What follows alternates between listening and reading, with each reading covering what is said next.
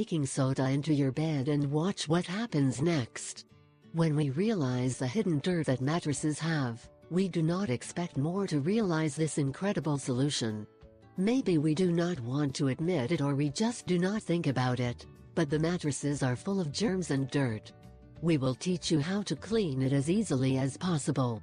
We are accustomed only to changing the sheets of the bed, and to washing them, and our whole life we have thought that this is sufficient. We think that the mattress is clean, because only the bed sheet was dirty. However, after a long time, our mattress becomes a source of dirt.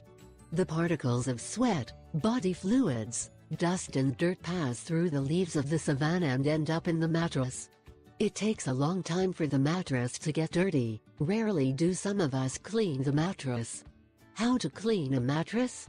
First, clean it with a vacuum cleaner, and then sprinkle the mattress with baking soda. This simple but effective trick is to disinfect the mattress in which you sleep. Baking soda will kill the bacteria, then vacuum the dust, and then you can spray the mattress with water to which a few drops of an essential oil has been added so that it has a pleasant smell.